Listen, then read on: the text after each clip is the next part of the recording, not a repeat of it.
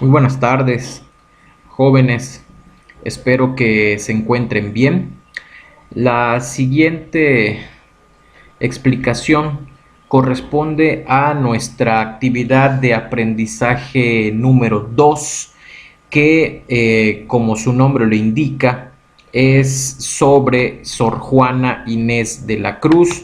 La actividad número 2 explora el contenido específico que se llama Las musas no apreciadas en su época, poesía desafiante escrita por mujeres.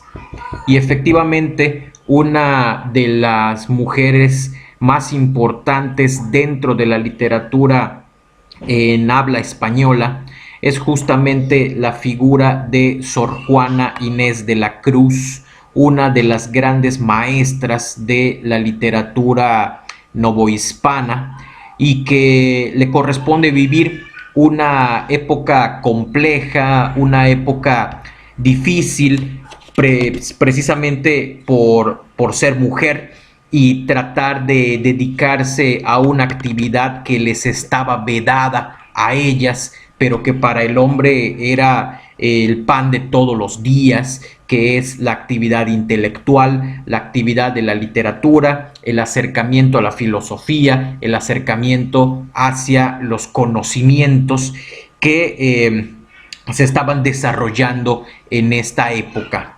Como nosotros podemos observar, Sor Juana nace en el año 1651. Estamos hablando de mediados del siglo XVII, y en esta época, jóvenes, no el tipo de literatura que se está escribiendo en esta época, y Sor Juana no puede abstraerse hacia esta tendencia.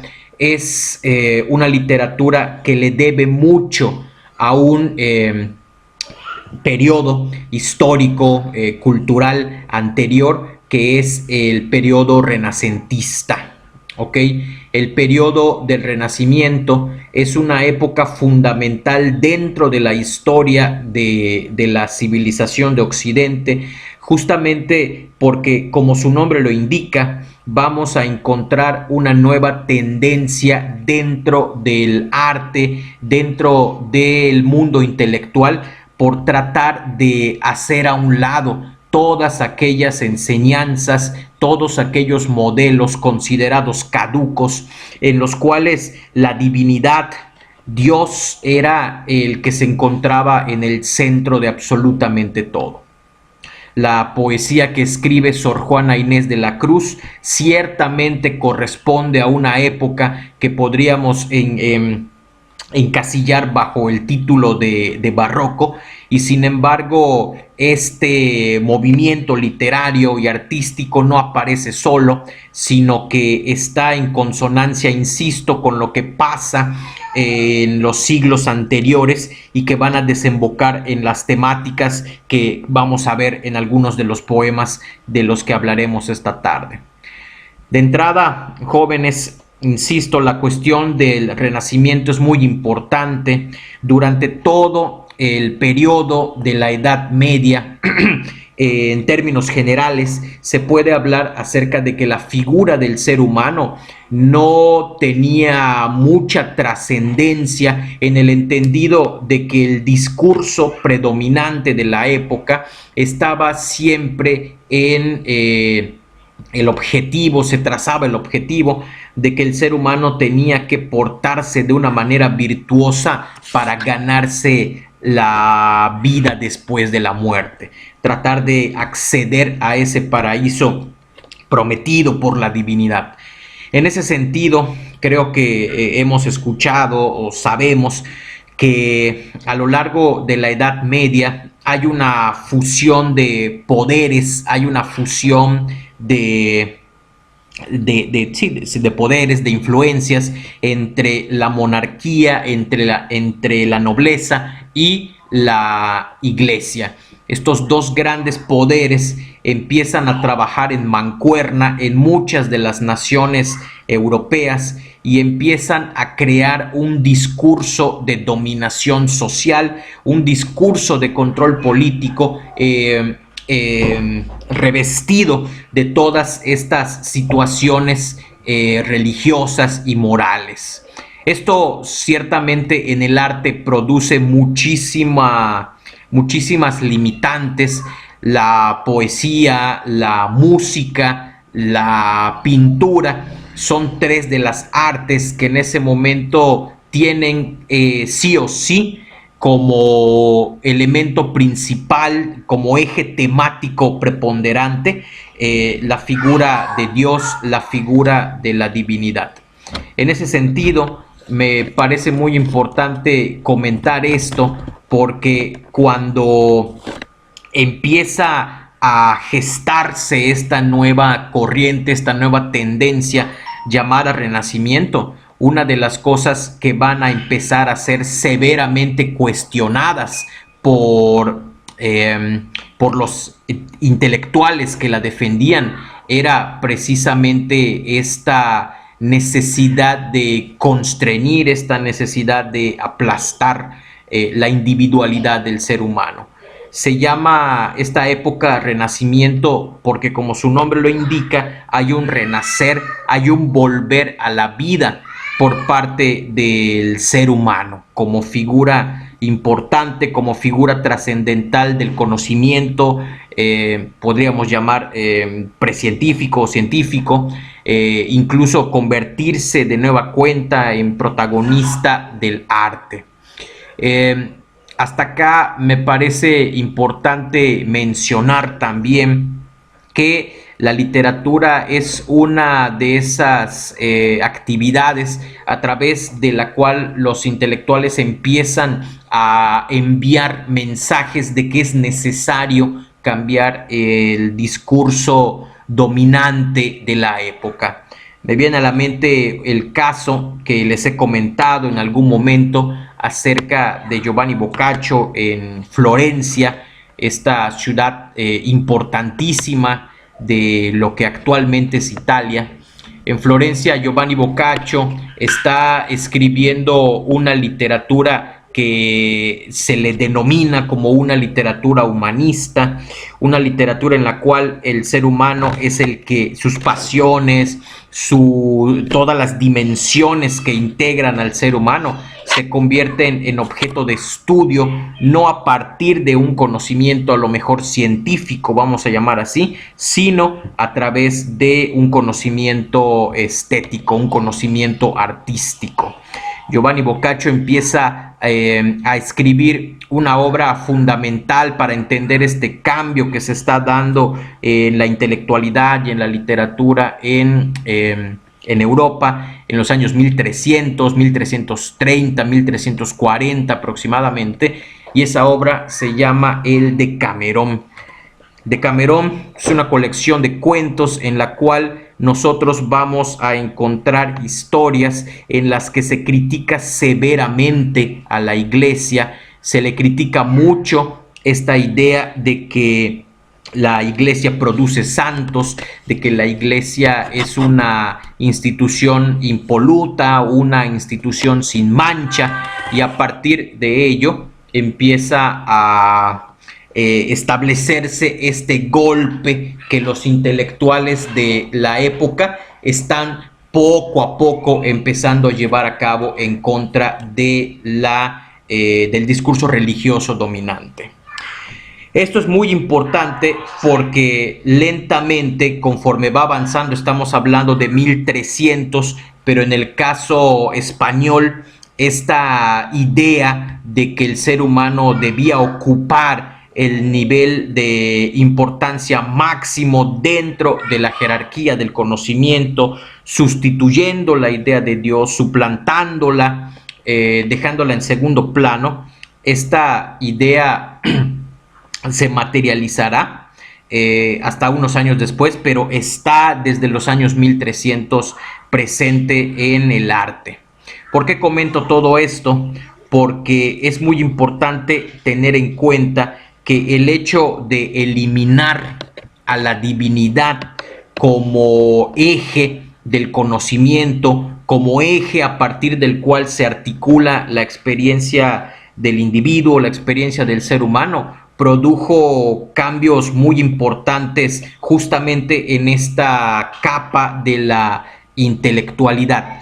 Y uno de esos asuntos es que precisamente eliminar la figura de Dios o quitarle la importancia que había tenido durante siglos en la Edad Media, deja en el desamparo a los intelectuales. Sí, Dios significaba esperanza, Dios significaba certeza, significaba un espacio en el cual uno podía depositar la confianza incluso de los intelectuales. Y a partir de eso, cuando la figura de la divinidad pierde importancia, automáticamente estos intelectuales empiezan a sentirse en el desamparo. Y esto creo que es muy claro, o sea, absolutamente toda la responsabilidad acerca de la vida del ser humano le era achacada a Dios.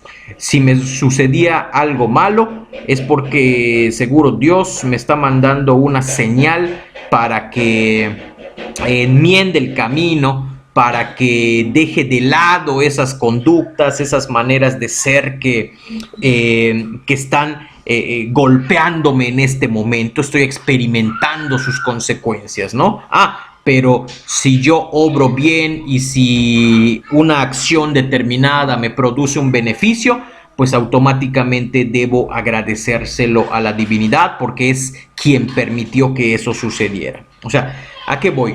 En ambos sentidos, ya sea que me vaya bien o me vaya mal en la vida, el artífice de todo esto era Dios. Yo sé que se escucha bien, que se escucha interesante, y sin embargo, imagínate que esta figura se perdiera y de pronto te encontraras en la necesidad de entender que lo que nosotros hacemos en la vida, las decisiones que tomamos o que no tomamos, las cosas que decimos, hacemos o no, volvernos 100% responsables de ellas.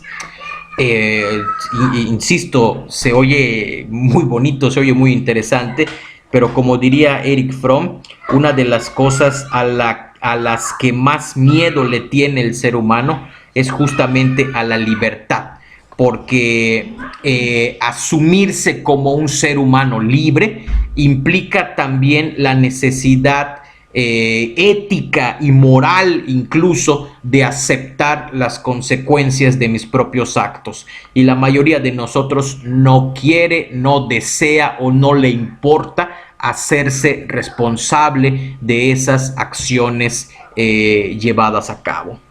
¿Por qué explico esta situación?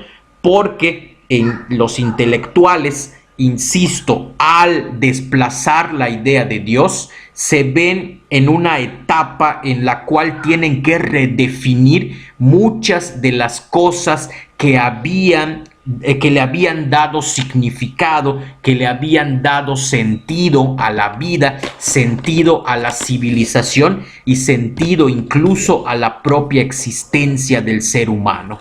El gran problema con esto es que durante los años 1500, 1600, que además sobrevienen grandes periodos de sequías, de crisis en el campo, en Europa, esto va generando una atmósfera, un ambiente en el cual nos vamos a encontrar a unos intelectuales que están sintiéndose desarraigados, intelectuales que están sintiéndose desvalidos, sintiéndose un poco pesimistas, un poco negativos respecto a incluso frente a la propia existencia. Claro, al negar entonces la figura de Dios, el intelectual y los artistas empiezan a buscar nuevos horizontes sobre los cuales hablar, sobre los cuales elaborar las obras de arte, dependiendo de cuál disciplina artística fuera la de ellos. En todo este contexto, entonces, jóvenes, nos vamos a encontrar en Nueva España a una mujer muy importante para las letras, que es Sor Juana Inés de la Cruz. Sor Juana Inés de la Cruz, como nosotros alcanzamos a ver en este pequeño extracto de biografía, Sor Juana Inés de la Cruz desde muy pequeña empieza a darse cuenta de que si bien nació mujer, nunca quiso ceñirse realmente a los límites, nunca quiso seguir las pautas indicadas por la sociedad de la época, ¿no? Es una especie de rebelde en ese sentido, ¿no? Bueno, a Sor Juana entonces le corresponde vivir una etapa bastante complicada en ese sentido, porque ella siempre tuvo esta necesidad de querer cultivar el intelecto, de querer siempre buscar nuevos conocimientos, desafiar los conocimientos que ya traía, ponerlos siempre en duda para siempre querer aprender más. Entonces, pues en la época de Sor Juana hay únicamente 3 caminos para una mujer. Sí, eso, o sea, no quiere decir que esto sea determinante, esto no quiere decir que sea que así tenía que ser, pero era casi una obligación que la mujer tomara alguno de estos 3 caminos. El más usado en la época es que la mujer se convirtiera en esposa de alguien, ¿sí? Que se casara, que tuviera hijos, se convirtiera en madre. Ese es el segundo de estos caminos que tenía la mujer en esa época: ser esposa, ser ama de casa, madre. Hay otro camino que es el de la soltería, que no era un camino muy bien visto por la sociedad, porque acuérdense que en esta época la mujer es prácticamente concebida como un ser desvalido, como un ser que ni siquiera puede tomar sus propias decisiones. Y tenemos un tercer camino, que es el que nuestra autora selecciona, y ese camino es el de los hábitos, el de convertirse en monja, el de tratar de tener contacto con estos conocimientos que ella tenía a través de la lectura, a través del estudio disciplinado, a través del conocimiento de las obras filosóficas, teológicas y literarias que podían estar a su alcance desde el momento en el cual ella accede a convertirse en monja. Uno pensaría que la vida de Sor Juana habría sido pacífica, habría logrado lo que ella quería, que era estudiar, prepararse y ser un ser humano culto, un ser humano preparado. Y sin embargo, incluso dentro del propio convento en el que ella ingresa, empieza a experimentar problemas justamente por esta necesidad que ella tiene de cuestionar las cosas que se le decían, ¿no? Sor Juana es vista como una rebelde, Sor Juana es vista como alguien que podría significar peligro, porque a ella le gustan todas esas discusiones filosóficas y teológicas que en ese momento únicamente están destinadas para los hombres. Los hombres entonces empiezan a ver a Sor Juana como una amenaza, porque no es posible que una mujer que históricamente se les había enseñado que no tenían las mismas capacidades intelectuales que los varones, estuviera empezando a dar cátedras, estuviera empezando a interesarse por estos temas que, por su complejidad, se supone que no eran apropiados para las mujeres. Pero ahí está nuestra gran Sor Juana de la Cruz, demostrándoles que se equivocaban, demostrándoles que ella tenía el temple y tenía el suficiente intelecto, la suficiente preparación como para ponerse al tú por tú con cualquiera de ellos. En fin, entonces para ir completando este contexto general en el que se inscribe la obra de Sor Juana, me gustaría que se imaginaran esta situación. Piensa que eres una mujer que te han dicho que no puedes dedicarte a lo que tú amas, a lo que a ti te gusta, que es prepararte, que es estudiar, que es tragar libros para empezar a generar ideas nuevas, para expandir tus horizontes mentales, y te lo prohíben y te dicen que la única manera de hacerlo es a través de tomar los hábitos de monja.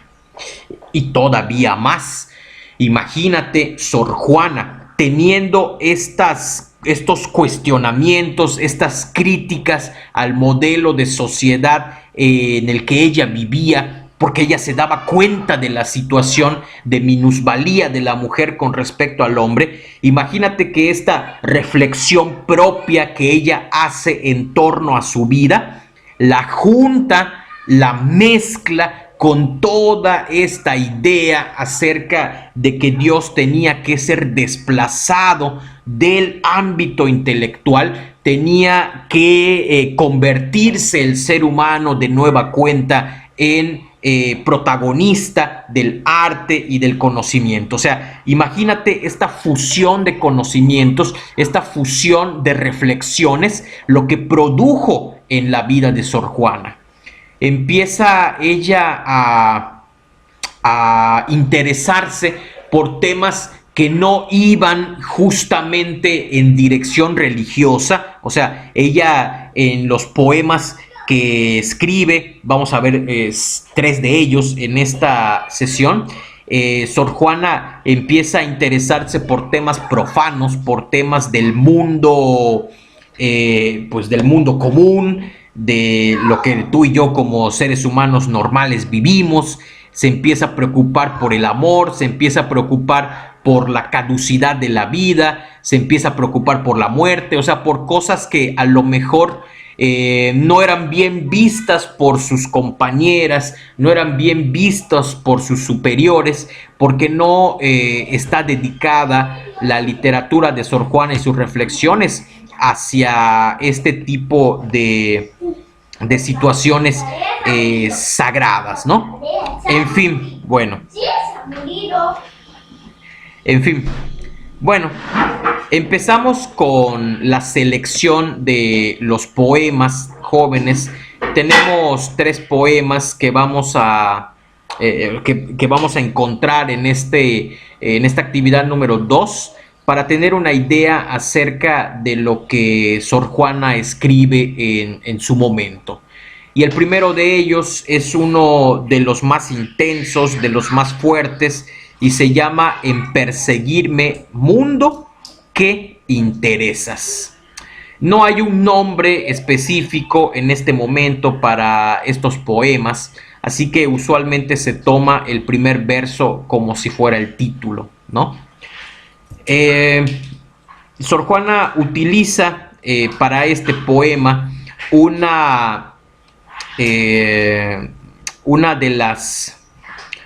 los tipos, perdón, de los géneros, digamos, de la poesía, de las formas poéticas más que géneros, de las formas poéticas que están de moda en su época, y esta forma se llama el soneto.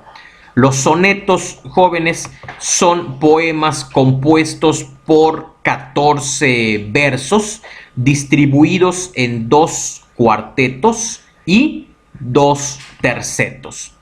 Nosotros encontramos en este poema una distribución de las rimas consonantes. Se habla de rimas consonantes cuando todos los sonidos a partir de la última vocal acentuada coinciden, no necesariamente las letras, sino los sonidos. Aquí, por ejemplo, vemos interesas, bellezas. Los sonidos que van a partir de la última vocal acentuada son exactamente iguales. Lo mismo sucede aquí. Intento, entendimiento. Estos son nuestras rimas de carácter consonante. ¿Ok? Tenemos también que estos sonetos están compuestos con versos endecasílabos. Los versos endecasílabos son versos de 11 sílabas. Si nosotros seguimos las normas del llamado conteo silábico, todos estos versos que aparecen en el soneto, absolutamente todos tienen 11 sílabas. Vamos a hacer la prueba únicamente con el primero, ¿no? No me interesa tanto que si ustedes toman como base la poesía de Sor Juana para hacer su proyecto, sean versos en decasílabos. Me interesa mucho que traten de seguir las pautas del lenguaje que se encuentran en este tipo de textos. Pero para que vean, ¿no? Aquí tengo 1, 2, 3, 4, 5, 6, 7. Aquí tenemos un caso curioso que es la sinalefa. Palabras que terminan en vocal y palabras que inician con vocal, esas sílabas se unen para formar una. Entonces tenemos hasta acá 1, 2, 3, 4, 5, 6, 7, 8, 9, 10, 11. Son 11 sílabas. Esto es un verso endecasílabo. Verso endecasílabo. Y así, si efectuáramos el conteo silábico en el poema, nos daría invariablemente 11 sílabas en cada uno de ellos. En cuanto a la estructura, y esto sí me interesa mucho que le presten atención, jóvenes, en cuanto a la estructura, los sonetos, las dos primeras estrofas, es decir, los cuartetos, estos que tenemos acá, tienen como intención fundamental exponer el tema del cual se va a hablar. Es decir, determinar sus características, describir la naturaleza del tema o del problema que se va a abordar en él. Prácticamente los sonetos le sirven a Sor Juana para cristalizar, para sintetizar sus reflexiones sobre temas que ella considera muy importantes. Y estas dos primeras estrofas van a plantear entonces la situación, el problema o el asunto del cual se va a hablar en todo el texto. La tercera estrofa, jóvenes, que es nuestro primer terceto, va a tener como objetivo establecer una especie de debate, va a tratar de establecer una especie de principios a través de los cuales la voz lírica del poema intentará darle solución al problema o a la situación que plantea en el soneto. Y en la última estrofa, evidentemente, de lo que se va a hablar es acerca de cómo esta voz lírica, al final de cuentas, establece una solución, establece un punto final a todo este asunto que estuvo abordando a lo largo del poema. Bueno, sin más, vamos con el análisis. Primero, la lectura. En perseguirme, mundo, ¿qué interesas? ¿En qué te ofendo cuando solo intento poner bellezas en mi entendimiento y no mi entendimiento en las bellezas? Yo no estimo tesoros ni riquezas, y así siempre me causa más contento poner riquezas en mi entendimiento que no mi entendimiento en las riquezas. Yo no estimo hermosura que vencida es despojo civil de las edades, ni riqueza me agrada fe mentida, teniendo por mejor en mis verdades consumir vanidades de la vida que consumir la vida en vanidades. Texto intenso que vamos a empezar a analizar. Si les parece, jóvenes, espero puedan seguirme, ¿ok? Aquí, fíjense, el primer verso empieza con una palabra fuerte, con un verbo que implica violencia incluso, que implica una relación, vamos a llamarle asimétrica, una relación desigual entre por lo menos dos personajes. Cuando yo hablo de una persecución, automáticamente estoy pensando en un persecutor y estoy pensando en un perseguido. ¿Ok? Ahora, observemos cómo a partir de la tercera palabra, que casualmente, bueno, casualmente entre comillas, claro, porque está planeado, el protagonista de esta cacería, el protagonista de esta persecución aparece en medio justamente del primer verso y es el mundo. Obviamente, desde acá empieza la situación del sentido figurado. No podemos pensar que el planeta está siguiendo literalmente a la voz lírica, sino que la palabra mundo está representando a algo más. Y en este caso, la palabra mundo pareciera estar haciendo referencia a la sociedad. O sea, en pocas palabras, quien está persiguiendo a la voz lírica es la sociedad. Pero hay algo todavía más interesante en este primer verso, jóvenes, y es que aquí pareciera plantearse que la persecución se ha dado durante mucho tiempo. No es algo nuevo que está experimentando la voz lírica, sino que es algo que viene de atrás. Y en este momento en el que empieza esta disertación, en el momento en el que empieza este diálogo entre estos dos personajes poéticos, nosotros entendemos que este diálogo, que esta polémica que se va a armar entre ellos, se da porque el perseguido ya se cansó y de pronto le dice al persecutor, es decir, a la sociedad: ya me cansé de que me estés persiguiendo, ya me cansé de esta cacería. Vamos a ponerle punto final a esta situación y te voy a explicar en qué consiste este asunto por el cual, según tú, me estás persiguiendo. ¿A poco no?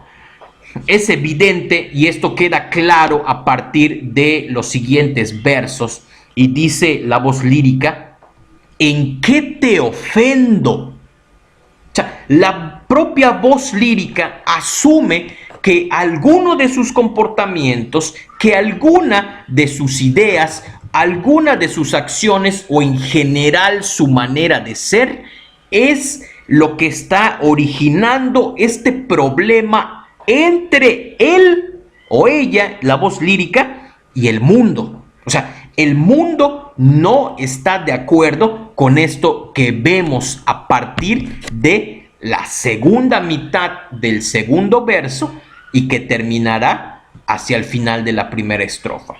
¿En qué consiste esa ofensa? Pues la voz lírica es muy clara. Yo intento poner bellezas en mi entendimiento. En este verso, la palabra bellezas va a significar conocimientos de calidad, herramientas de análisis, conocimientos valiosos, conocimientos científicos, conocimientos acerca de la búsqueda de la verdad, o sea, conocimientos de calidad, ¿sí? La ofensa de este perseguido aparentemente es que está tratando de cultivar su intelecto, está tratando de convertirse en una persona mejor preparada que los demás. Pero observen, y esta es una de las figuras que Sor Juana utilizó magistralmente a lo largo de su poesía. Se presenta un retruécano. Observen cómo en el cuarto verso la palabra bellezas cambia diametralmente su significado. Solo intento poner bellezas en mi entendimiento y no mi entendimiento en las bellezas. En esta segunda palabra, en esta segunda ocasión que aparece la palabra bellezas en el texto, sí, es la misma palabra, es idéntica, son las mismas 8 letras acomodadas exactamente igual, pero el contexto que se está ofreciendo en los versos hace que el significado cambie. En esta segunda aparición, la palabra bellezas representará nada más ni nada menos que las bellezas físicas, las bellezas materiales, las bellezas pasajeras, las cosas que no merecen la pena, pero ni siquiera voltearlas a ver, pero que mucha gente, dejándose guiar justamente por este envoltorio exterior, empiezan a idolatrar, empiezan a seguir sin ninguna clase de juicio o sin ninguna clase de freno de por medio. O sea, prácticamente Sor Juana nos está diciendo que más allá de ese mundo sensible, por ejemplo, del que hablaba Platón, a ella le interesa buscar el mundo de las ideas, ese mundo donde reside la verdad de las cosas y donde por eso mismo reside la belleza absoluta del todo, la belleza absoluta del mundo. A partir de la siguiente estrofa, observen, quiero que observen cómo a partir de este primer cuarteto ya se empieza a definir la situación de la que se va a hablar. Aquí queda todavía más claro. Yo no estimo tesoros ni riquezas. Es interesante cómo tesoros y riquezas están funcionando como sinónimos en este caso acerca de esas cosas materiales que muchos toman o consideran valiosas y sin embargo no deberíamos voltear a verlas con esa intensidad con la que usualmente llevamos a cabo este idolatrar las riquezas y los tesoros, el dinero, pues, ¿no? Y dice, a partir del segundo verso de la segunda estrofa, siempre me causa más contento poner riquezas en mi entendimiento y no mi entendimiento en las riquezas. De nueva cuenta, observen cómo se establece la figura del retruécano en esta ocasión también. La palabra riquezas en el tercer verso significa otra vez conocimientos de calidad y en el cuarto verso representa esas cosas banales o materiales que le interesan a mucha gente. Pasamos a la tercera estrofa, y esta tercera estrofa, jóvenes, es quizá una de las, bueno, para mi gusto, no sé si coincidan con ello, es la estrofa más intensa de todo el texto y es muy clara. Dice, yo no estimo hermosura que vencida es despojo civil de las edades, ni riqueza me agrada fementida. Nos concentramos en los dos primeros versos de esta estrofa. ¿Cuál es la hermosura vencida? La palabra hermosura acá está representando, me parece, la idea otra vez de la belleza física, ¿sí? La belleza material. Pero en este verso lo que llama mucho la atención es este verboide que tenemos acá, es vencida. ¿Cuándo la hermosura física es vencida? ¿En qué momento? Pues hay de dos: la hermosura física, la belleza física en la que muchos confían, puede ser destruida por el tiempo. Claro, el paso del tiempo nos vence, destruye las células de nuestro cuerpo y nuestro cuerpo lentamente va envejeciendo, se va convirtiendo en un cuerpo cuya materia ya no funciona, ya no se recupera tan rápido como antes, ¿no? Entonces, el tiempo vence también, a la hermosura física, y también podría ser una cosa también que son los accidentes. A lo mejor yo confiaba mucho en mi belleza física, pero no lo sé, sufrí alguna quemadura, sufrí algún accidente, alguna amputación, y como yo confiaba demasiado en mi físico, ¿sí? Una vez que ese físico se acabó, ya sea por el tiempo o ya sea por una cuestión accidental que me dejara, discapacitado, a partir de ahí, y este creo que es el verso más intenso, para la sociedad me empiezo a convertir en un despojo, en algo que no le importa a nadie, en algo que nosotros podemos tirar a la basura precisamente porque es algo que no le importa a nadie.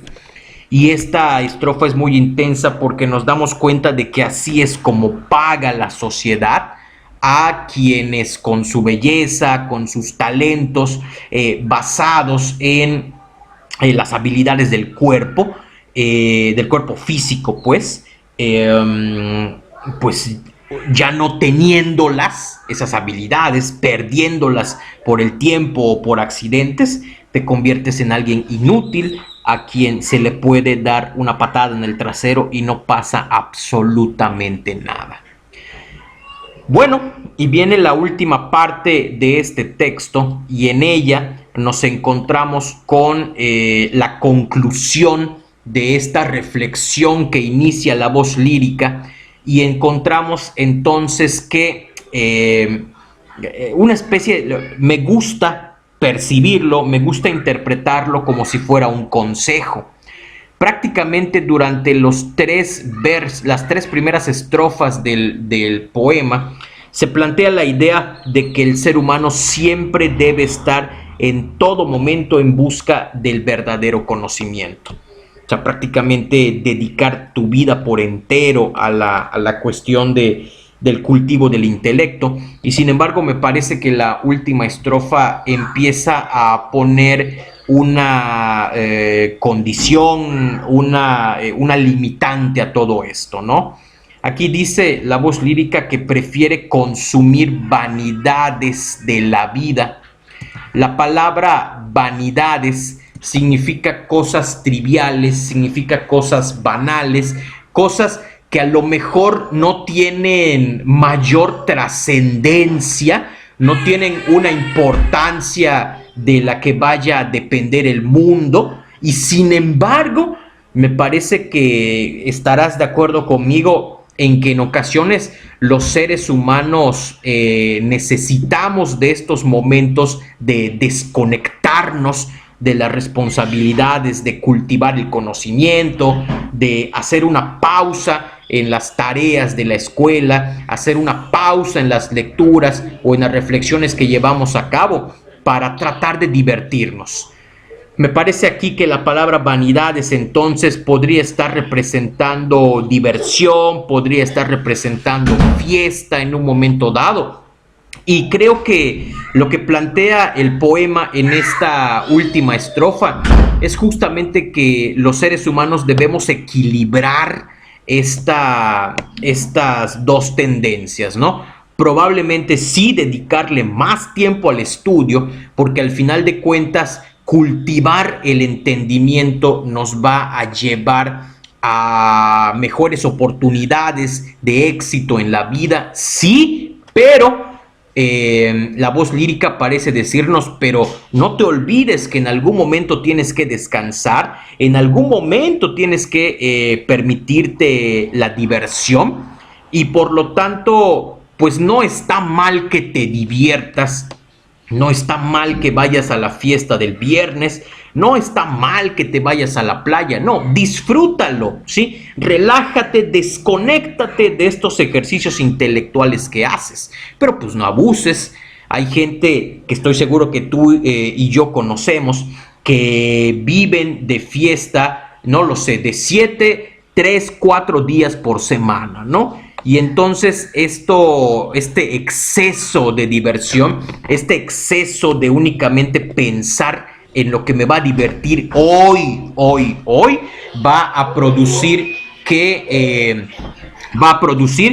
nuestra atención se desvíe y nos empecemos a dedicar a cosas que no nos producen tantos beneficios como tratar de cultivar nuestro entendimiento.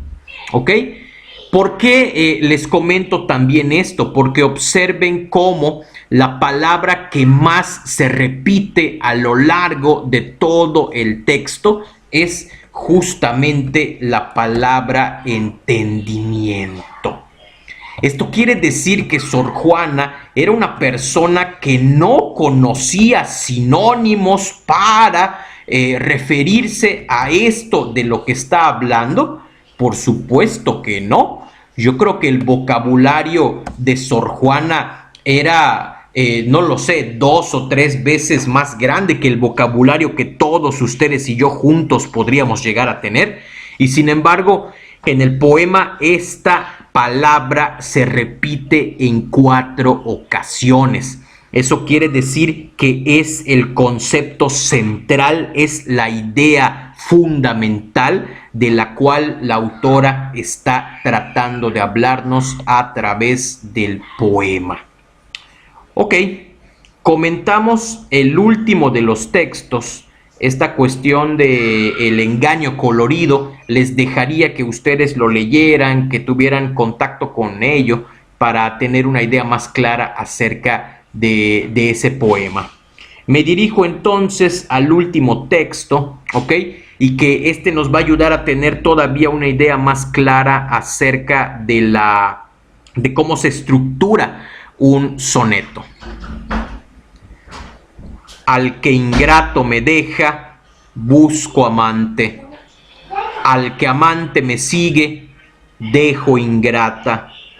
Constante adoro a quien mi amor maltrata. Maltrato a quien mi amor busca constante.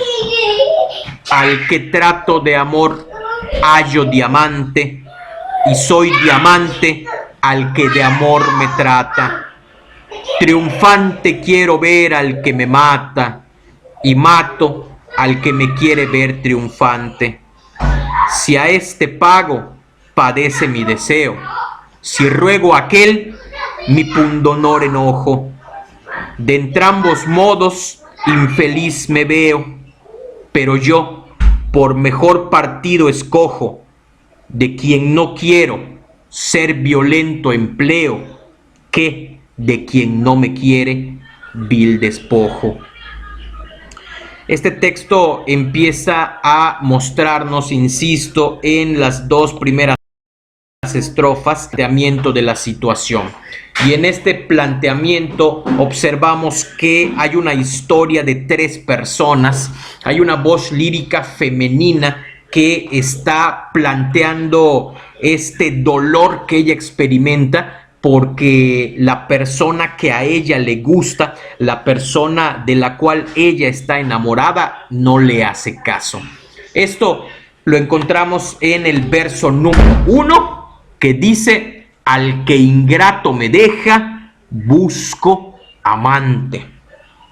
Hay mucha gente que le da risa este primer verso porque piensa que la expresión busco amante es como una especie de anuncio en el cual la voz lírica está diciendo que pues está disponible para algún amante que pueda venir con ella, ¿no? Pero no, aquí la expresión amante, partamos de la propia etimología de la palabra, jóvenes. La palabra amante significa únicamente persona que ama, ¿sí? Persona que ama, eso es todo. Y es interesante que en nuestra época la palabra amante nosotros se la atribuyamos a la persona que está con nuestra mamá o que está con nuestro papá teniendo una relación fuera de matrimonio. Si le decimos amante, pues prácticamente tendríamos etimológicamente que pensar que es un halago, porque quiere decir que es la única persona que ama a mi padre o ama a mi madre, ¿no? Y bueno, eso es una cosa interesante.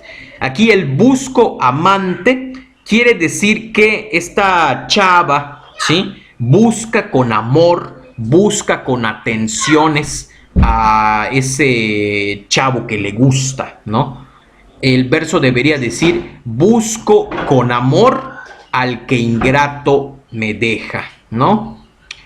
El verso número 2 empieza a plantearnos la aparición de un tercer personaje, y ese tercer personaje es hombre también. Dice, al que amante me sigue, dejo ingrata. Es esta misma historia que ella está sufriendo con el chavo que le gusta, pero no le hace caso, se la está haciendo vivir a ese chavo que está enamorado de ella, pero ella no está interesada en él. ¿Ok? Este verso número 3, este verso número 3 es para ustedes. Este verso número 3 dice, constante adoro a quien mi amor maltrata. Es muy interesante ese verso, ¿sí? Maltrato a quien mi amor busca constante. Los dos primeros cuartetos entonces plantean la idea central. Siguiente verso dice, al que trato de amor, o sea, al que trato bien, al que trato de manera correcta, positiva, atenta, hallo diamante. Y aquí observen el sentido figurado.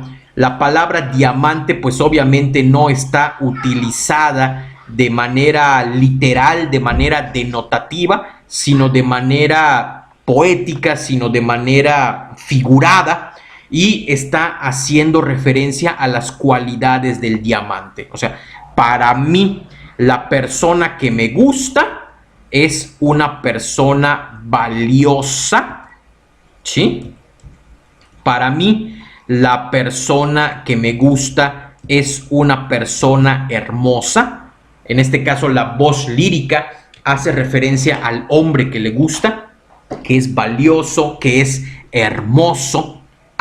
Pero, jóvenes, otra de las cualidades maravillosas del diamante es que los diamantes son la sustancia más dura de este mundo. O sea, prácticamente aquí la palabra diamante representa no únicamente estos significados valiosos, estos significados positivos, estos significados deseables, sino que además, al parecer, la voz lírica femenina está describiendo a la persona que le gusta como alguien que es duro de corazón. Así que si tu pareja, compañera, compañero, te dicen en algún momento que para él o para ella eres un diamante, es muy posible que no te esté dando un piropo, que no te esté dando un halago, sino que está diciéndote que eres duro de corazón. Esta misma palabra se repite en el siguiente verso, planteándonos como un espejo que esto que a ella le sucede con él, ella se lo está haciendo sentir a la otra persona que está enamorado de ella. Ahora, tercer verso de esta estrofa, se los dedico igual con mucho amor a ustedes, porque seguramente alguno de ustedes se ha topado con alguien así. Triunfante quiero ver al que me mata, ¿sí? Siempre queremos que la persona que nos gusta, la persona de la cual estamos enamorados o incluso la pareja le vaya bien, pero a veces el hecho de que a esa persona le vaya bien implica que a mí me vaya mal, pero aún así a mí me vale madre y quiero que a él le vaya bien a pesar de que yo por dentro me esté muriendo, ¿no? En fin. A partir de la tercera estrofa, que es esta que tenemos a continuación, a partir de ella empieza a darse esta pugna, comienza a darse este debate, esta reflexión en la conciencia de la voz lírica. Observen cómo el soneto, de la manera en la que lo utiliza Sor Juana, sirve para elaborar disertaciones sobre temas que a lo mejor no son religiosos y súper importantes para una monja, pero para ella sí lo son, porque son temas humanos, porque son temas que incluso tú y yo, a más de 400 años de distancia de esto que escribe Sor Juana, podemos identificarnos con lo que plantea. Y empieza el debate en su cabeza, ¿no? Ok, bueno, estoy en esta situación, ¿qué hago? Si a este pago, padece mi deseo. O sea, si le hago caso al chavo que no me gusta, pues voy a sufrir, porque no se va a cumplir lo que yo estoy deseando. Si ruego a aquel, o sea, si estoy detrás suplicando las migajas de amor de la persona que me gusta, pero yo no le intereso, mi pundonor. La palabra pundonor significa orgullo. Mi orgullo, enojo, ¿sí? Y aquí viene un verso igual muy fuerte que dice, pues de las dos maneras, pues voy a ser infeliz, voy a ser miserable, ¿no? Y aquí en la última estrofa entonces empieza a plantearse la conclusión, y en este caso la conclusión a la que llega la voz lírica femenina va a escoger, ¿ok?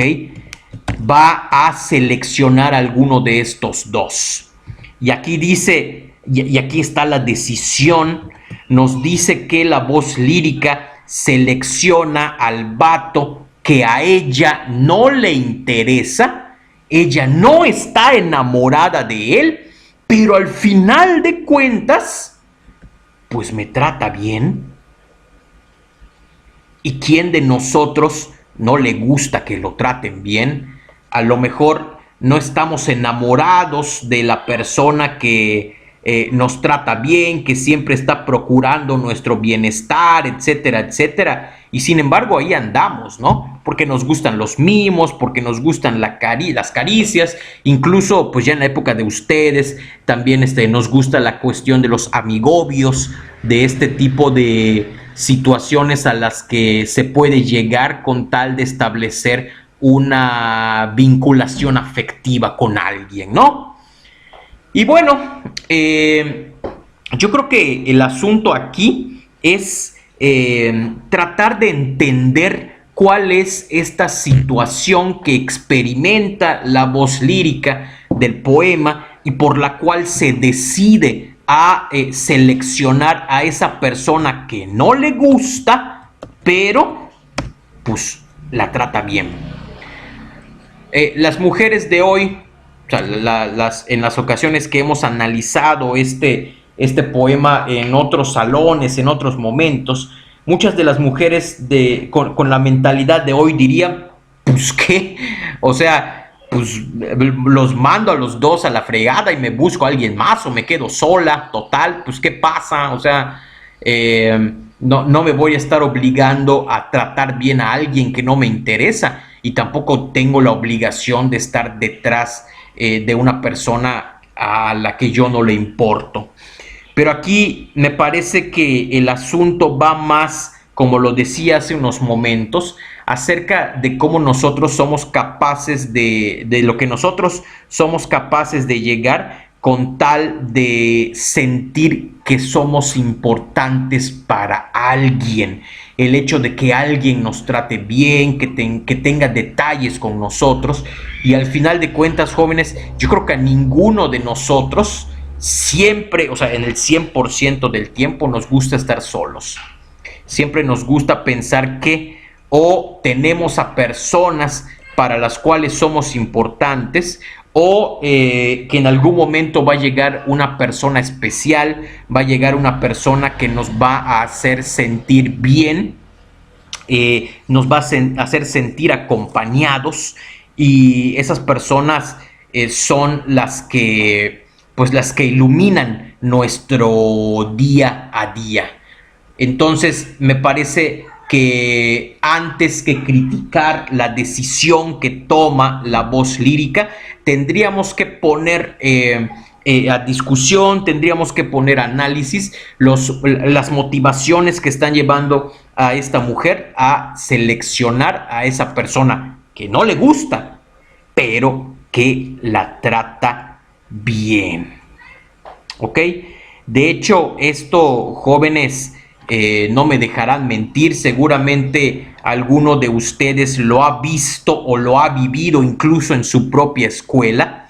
A veces terminamos una relación con alguien, ¿sí? Nos duele mucho, nos sentimos de la patada, muchos de los significados de la vida que habíamos trazado a partir de esa otra persona que estaba a nuestro lado se rompen, desaparecen, pierden sentido, pierden significado, y en este desamparo en el que nos encontramos, a veces llega una persona que se interesa por nosotros y que a veces, insisto, yo creo que lo han visto en la escuela, a veces termino una relación e inmediatamente después empiezo otra para tratar de no sentirme solo.